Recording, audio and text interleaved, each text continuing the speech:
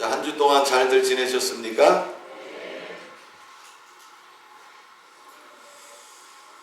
자, 유대인들은 그 율법서, 오경이라고 그러죠. 우리가 창세기, 출애굽기, 레위기, 민수기, 신명기를 우리가 오경이라고 하는데, 이 율법서에 나오는 계명을 613개로 분류를 합니다. 하라는 형태로 된 계명은 248개고 하지 말라는 계명은 365개입니다. 자, 248이라고 하는 이 숫자는요, 사람의 몸을 이루고 있는 모든 부분의 총합이라고 합니다. 또 365라는 이 숫자는 1년을 의미합니다. 하나님의 말씀을 1년 365일 우리의 온 마음과 뜻을 다해 실천해야 함을 보여주고 있습니다.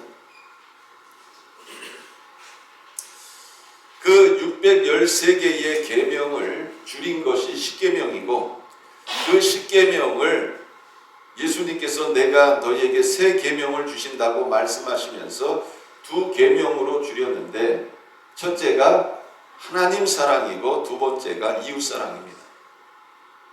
자, 오늘은 예수님께서 말씀하신 이웃 사랑에 대해서 우리가 같이 한번 말씀을 나누고자 합니다. 자, 우리에게 이웃을 사랑하라고 이렇게 말씀하셨는데, 그 이웃 사랑이 어떻게 나타나야 됩니까? 바로 섬김과 배려로 나타나야 한다는 것입니다. 이 소설 빙점의 저자인 미우라 아야코는 이름이 알려지기 전에는 매우 가난한 사람이었습니다. 남편이 직장을 다니는데 월급이 많지 않아서 힘들고 가난한 삶을 살았습니다.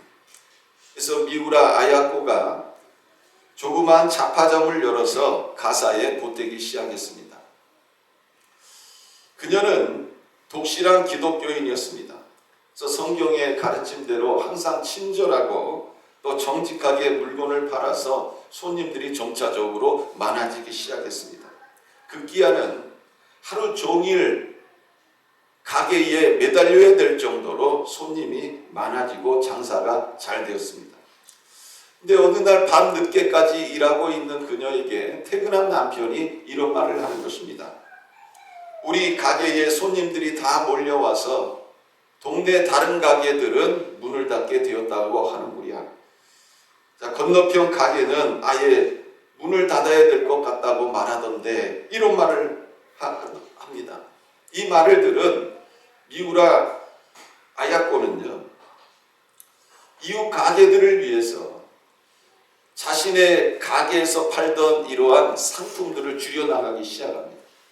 그래서 손님들이 와가지고 이 물건 있습니까? 그러면 저 건너편 가게에 있습니다.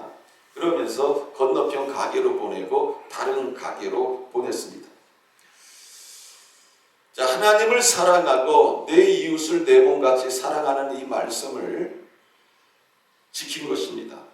그렇게 해서 이 바쁜 가게 일에서 어느 정도 여유를 얻게 되어졌고, 그 여유를 얻은 시간에 독서에 집중하기 시작했습니다.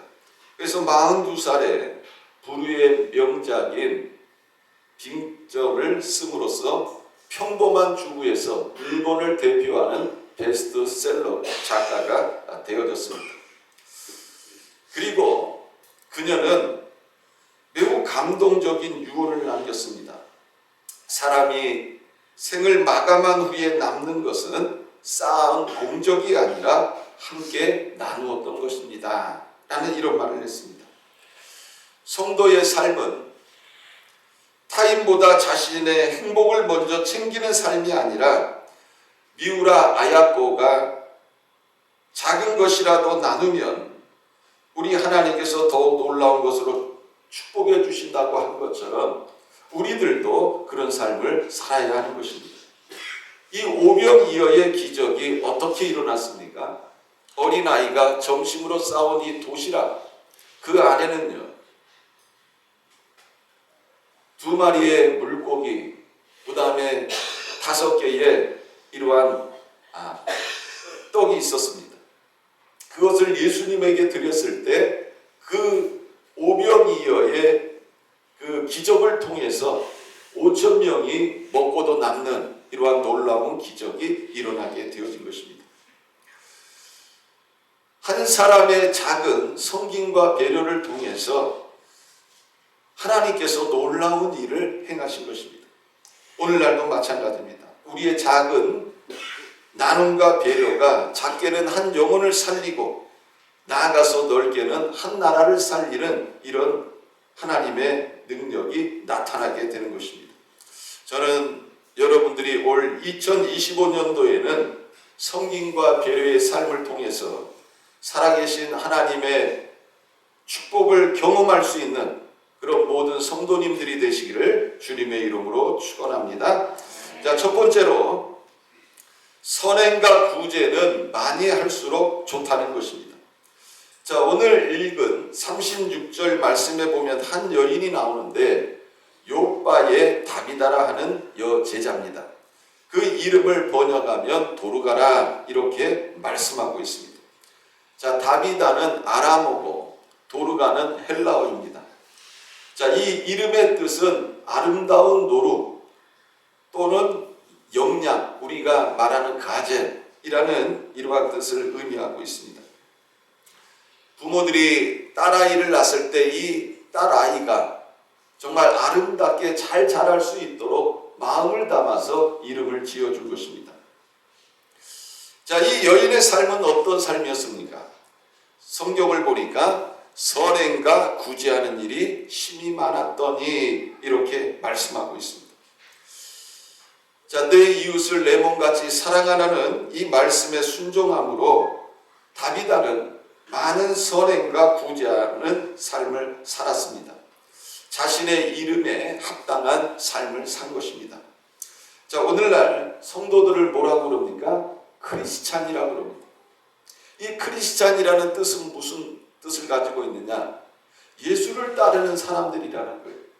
그러면 예수를 따르는 사람들은 어떤 삶을 살아야 되느냐? 그 이름에 걸맞는 삶을 살아야 된다는 것입니다. 예수님은 크리스찬인 우리들에게 두 가지의 계명을 주셨습니다. 바로 하나님 사랑, 이웃 사랑입니다. 성도들은 하나님 사랑은 당연한 것이고 이웃 사랑을 실천해야 하는 것입니다. 그래서 우리는 크리스찬이라는 이름에 걸맞는 이런 삶을 살아야 되는 것입니다. 자, 이 다비다의 섬김은요, 단회적인 것이 아니었다는 것입니다. 일시적인 것이 아니었다는 것입니다. 이 다비다의 섬김은 지속적이었음을 성경은 우리들에게 말씀하고 있습니다. 자, 사람이 한 번 섬기는 것도 쉽지는 않아요. 그런데 이 다비다의 헌신과 선행은 지속적이었다. 계속해서 섬기는 이런 모습을 보여주고 있습니다. 그래서 성경은 이렇게 말씀합니다. 선행과 구제하는 일이 심히 많았더라. 이렇게 말씀하고 있습니다. 저는 우리 은속교회 모든 성도님들이 지속적으로 이 섬기는 일을 행할 수 있는 그런 모든 성도님들이 되시기를 주님의 이름으로 축원합니다. 자, 그러면 이 다비다는 어떤 사람이었느냐? 거부였습니까? 큰 기업체를 경영하는 여인이었습니까? 이 여인이 어떻게 그 당시에 이렇게 지속적으로 선행과 구제하는 일을 할 수 있었느냐 하는 것입니다. 자, 오늘 읽은 이 본문 말씀에 보면 다비다가 했던 구체적인 선행이 무엇입니까? 베드로 사도가 왔을 때에 많은 과부들이 베드로에게 다비다에 대해서 이야기를 합니다. 많은 과부들이 베드로에게 무엇을 보여주느냐? 지난날 다비다가 자신들에게 지어줬던 속옷과 겉옷을 다 내 보이거늘 이렇게 말씀하고 있습니다. 자, 다비다가 이 선행과 구제하는 일에 있어서 우리가 생각하는 아주 큰 일을 한 게 아니에요. 그 교회 안에 있는 많은 과부들을 위해서 다비다는 지속적으로 자기가 겉옷, 속옷을 지어가지고 과부들을 섬겼던 것입니다. 당신은 여인들이 밖에 나가서 할 수 있는 이런 경제적인 활동이 많지 않았습니다. 지금은 아주 살기 좋은 시대예요. 내가 건강하면 나가서 할 일이 너무너무 많습니다. 지금 우리나라 현실이에요. 그런데 그 당시는 여러분, 여인들이 밖에 나서 일하고 싶어도 일할 수 있는 것이 없었다는 거예요. 그러다 보니까 이 과부들은요, 세상적으로 약자였습니다. 아주 가난하고 약한 자들이었습니다. 이런 상황 속에서 다비다는요, 자신의 은사를 통해 가지고 교회 안에 있는 많은 과부들을 섬겼던 것입니다. 사랑하는 성도 여러분, 여러분들이 가지고 있는 가장 잘할 수 있는 은사가 무엇입니까? 그 은사를 통해서 여러분들도 작은 것에서부터 섬기는 이러한 삶을 사시기를 바랍니다. 자, 이 은사라는 것은요, 자꾸 내가 활용하면 활용할수록 점점점 커져요. 하나님께서 이 영역을 넓혀주십니다. 그래서 하나님께서 여러분들 각자에게 주신 이러한 은사가 있을 거예요. 그 은사를 통해서 작은 것이지만 한번 내가 나누고 섬기는 삶을 살아보시길 바랍니다. 그러면 하나님께서 그것을 통해서 영광을 받으시고 여러분들의 그러한 그 은사가 더욱 크게 발휘될 수 있도록 여러분들의 영역을 넓혀주실 것입니다. 자, 두 번째로는 섬김과 구제의 삶은 살아있을 때만 할 수 있다는 것입니다. 자, 다비다는 살아생전 섬김과 구제의 삶을 살았습니다. 자, 그러므로 그녀는 선한 예수 그리스도의 영향을 발휘할 수 있었습니다. 예수님은 우리들에게 너희는 세상의 빛이라 소금이라 이렇게 말씀하셨습니다. 자, 우리가 어떻게 빛이 되고 소금이 될 수 있습니까? 그것은 예수님의 가르침에 따라서 살 수 있을 때만 가능한 것입니다. 주님은 우리들에게 내 이웃을 내 몸같이 사랑하라고 말씀하셨습니다. 내 이웃 사랑은요, 말로만 구호로 외치는 것이 아닙니다. 거기에 따른 실천이 있어야 되는 겁니다. 그것이 바로 섬김과 배려의 삶이라는 것입니다. 우리의 삶은 매우 한정적입니다. 내가 섬길 수 있는 시간은 이 땅에 살 동안만 가능한 것입니다. 여러분, 죽으면 더 하고 싶어도 더 할 수가 없는 것입니다. 내가 살아있는 동안에만 할 수 있는 것이 바로 섬김과 배려의 삶이라는 것입니다. 여러분들이 가지고 있는 이러한 물질들, 여러분들이 가지고 있는 은사들, 여러분들 죽을 때 이거 뭐 하나도 못 가져가요. 수많은 나라를 점령했던 이 알렉산더 대왕이 죽으면서 유언을 합니다. 관 밖으로 내 손을 내놔라. 무엇을 의미하는 거예요? 공술의 공수거입니다. 사람은 올 때 빈손으로 오고 빈손으로 간다는 거예요. 수많은 나라를 점령을 했습니다. 어마어마한 재물을 가지고 있는 왕입니다. 그러나 그가 자기가 갈 때는 한 것도 못 가져간다. 이것을 보여주기 위해서 유언을 한 것입니다. 여러분들이 사극 같은 것을 보면 사람이 죽을 때 장례를 치를 때 입 안에다가 역전 하나를 넣어줘요. 그 역전을 왜 넣어줍니까? 황천길 가는 길에 노잣돈 쓰라는 거예요. 근데 그 죽은 시체가 여러분 그 노잣돈 가져갈 수 있어요, 없어요?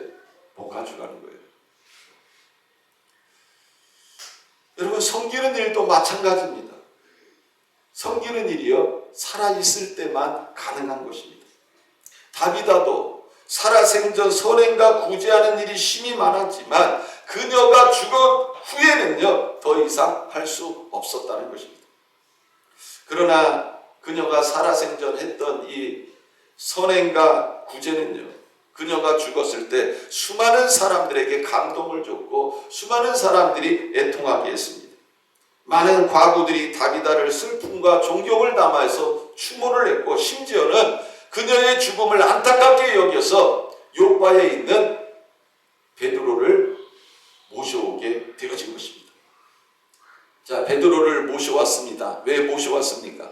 장례를 집행하기 위해서 모셔온 것입니까? 아니죠.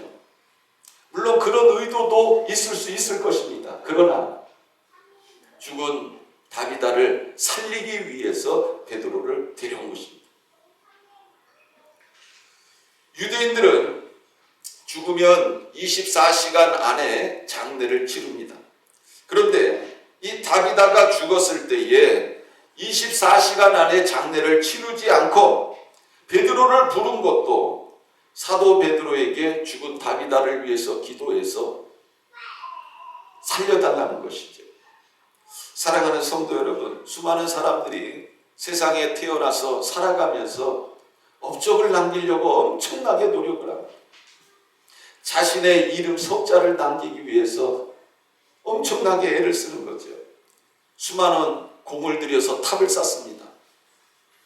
그러나 아까 제가 말씀드렸던 빙점의 저자인 미우라 아야코가 죽으면서 남긴 말을 우리는 기억해야 됩니다.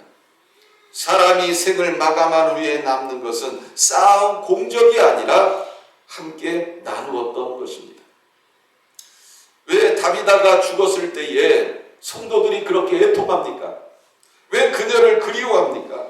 왜 베드로에게 사람을 보내서 그녀를 살리려고 합니까?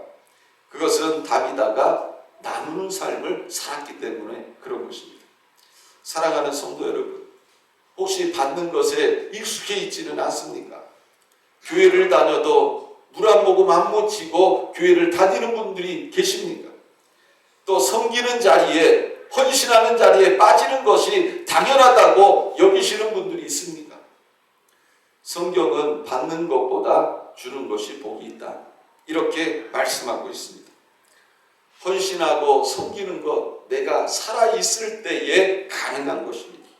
살아생전 섬기고 헌신할 수 있는 그런 모든 성도님들이 되시기를 주님의 이름으로 축원합니다. 자, 세 번째로는요, 섬기는 삶의 대가는 사망을 이긴 부활이었습니다. 나누는 삶의 대가는 참으로 컸습니다. 다비다가 나누어주는 삶을 살았을 때 그녀는 많은 사람들에게 감동을 줬습니다. 그녀가 한 일은 바느질입니다. 바느질을 해서 옷을 만들고 겉옷을 만들고 속옷을 만들어서 과부들을 섬겼습니다. 우리가 볼 때는 그리 큰 나눔이라고 할 수도 없는 이러한 나눔이었습니다. 그러나 그녀는 지속적으로 자신의 은사인 이 바느질을 통해서 교회 안에 있는 이 가난하고 힘없는 과부들을 섬겼던 것입니다. 그 섬김은 많은 사람들에게 감동을 줬고 영향을 끼쳤습니다. 다비다의 이러한 선한 행동은 무엇보다도 하나님의 인정을 받았습니다. 다비다가 죽었을 때 요바에 있는 베드로를 데려옵니다. 다비다에게 살아생전 은혜를 받았던 과부들이 베드로에게 말을 합니다. 그러면서 다비다의 죽음에 대해서 안타까워합니다. 자, 베드로가 이 많은 과부들에게 다비다가 살아생전 베풀었던 이 선행과 구제의 그 이야기를 듣고 감동을 받습니다. 그래서 그 자리에 있던 사람들을 밖으로 나가라고 합니다. 그리고 하나님 앞에 기도를 하고 죽은 시체에 불과한 그 다비다를 향해서 이렇게 말을 합니다. 다비다야, 일어나라. 그러자 놀라운 일이 일어납니다. 죽었던 다비다가 눈을 뜨고요, 베드로 앞에서 일어나 앉습니다. 여러분, 기적이 일어난 거죠. 베드로가 손을 내밀어서 다비다를 일으킵니다. 그리고 성도들을 불러서 다비다가 살아난 것을 보입니다. 살아생전 성김과 구제의 삶을 살았던 이 다비다가 죽었을 때 여러분, 하나님께서 살려주신 것입니다. 부활한 사건이 일어난 것입니다.